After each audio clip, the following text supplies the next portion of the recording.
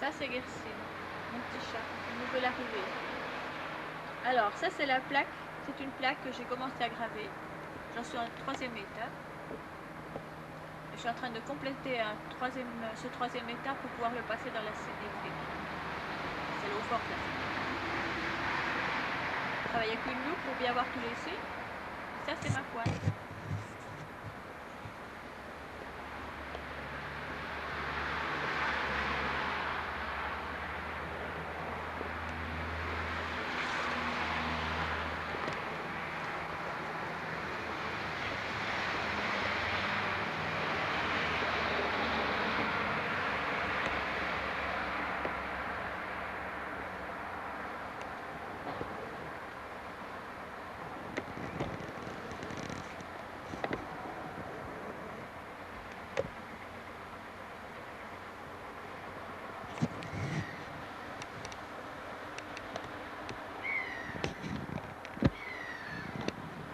Comme j'aimerais que cette plaque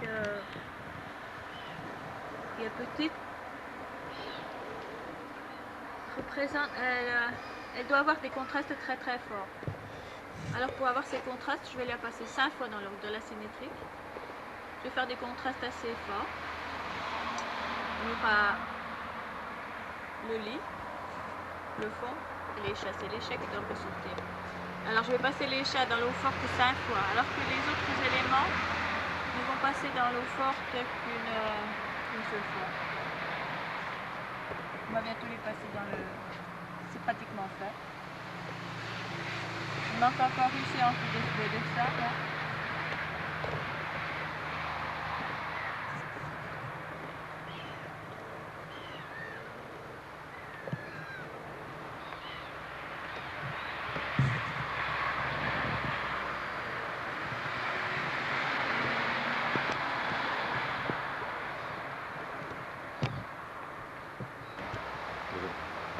Alors j'utilise un asymétrique qui est assez lent.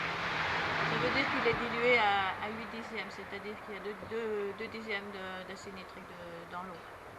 Alors il est en général, des passages sont de 4 à 5 minutes. Et j'en ai déjà fait 2. Là je suis en train de préparer le 3e. Et je devrais en avoir encore 2 à faire. C'est-à-dire que je procède maintenant sur je dessine au fur et à mesure. Alors, il y a une autre méthode qui consiste à dessiner complètement la plaque et à recouvrir les éléments qu'on veut éliminer. Là, pour le moment, je suis en train de travailler dans le sens contraire. Là. Je vais le passer dans la scie. Ouais. Voilà, ça c'est la symétrique. C'est assez dangereux et normalement, il faut faire ça avec une bonne aération. Et on va immerger la plaque pendant 6 minutes. On met le timer. On attend que ça monte.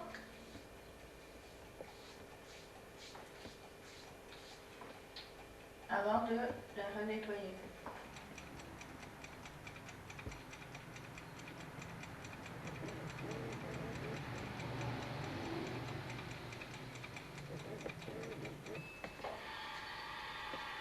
Alors, ça y est, l'acide a mordu, il a fait ses 6 minutes de travail. Il faut mettre un gant en plastique en général parce que la symétrique, ça fait mal.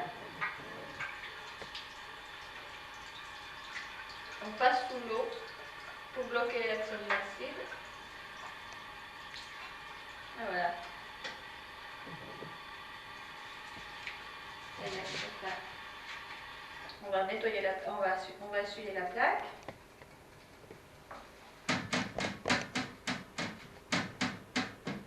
Voilà. La plaque est essuyée. Et celle-là, on la met de côté parce qu'elle doit encore être travaillée. Alors que quand la plaque est terminée, pour ôter le bitume qui reste dessus, là, le vernis, on prend du pétrole.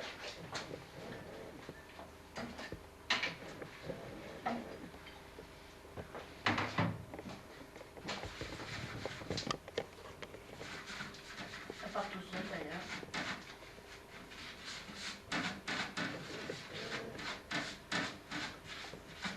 regarde bien si ici, tout est en ordre. Et à partir de ce moment-là, on est prêt pour l'imprimerie.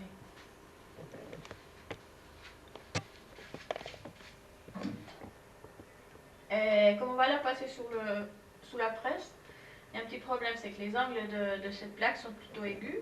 Alors il faut préparer les bords avec une petite lime. Il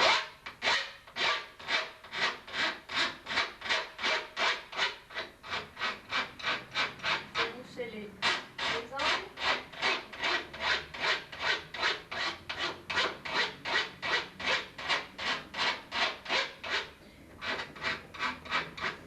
Après on a une espèce de petit instrument.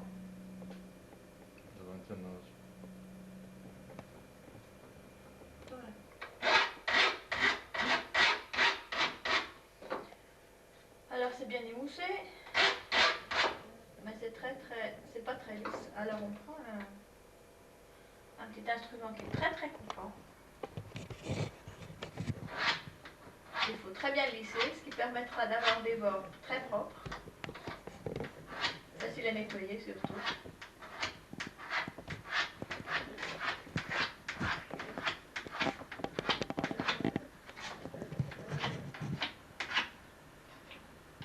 Voilà.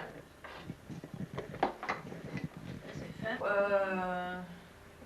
Commencer peut-être par avoir nettoyé sa plaque, recouvrir avec le vernis, dessiner sa plaque, et à partir du moment où on se décide si on veut faire un dessin complet ou un dessin qu'on va faire au fur et à mesure. Alors si on fait un dessin complet, on le passera dans l'acide et on devra faire très attention à recouvrir tous les signes qu'on veut conserver légers pour finir pour les signes plus profonds. Alors que dans le système que j'ai utilisé tout à l'heure, c'était exactement le contraire. Je dessine au fur et à mesure. C'est-à-dire que je commence à faire ce qui doit être très noir et je termine avec ce qui va être très léger. Et une fois on s'est rendu compte que la plaque était en bon état, que tout allait bien, on va procéder à l'imprimerie de la plaque.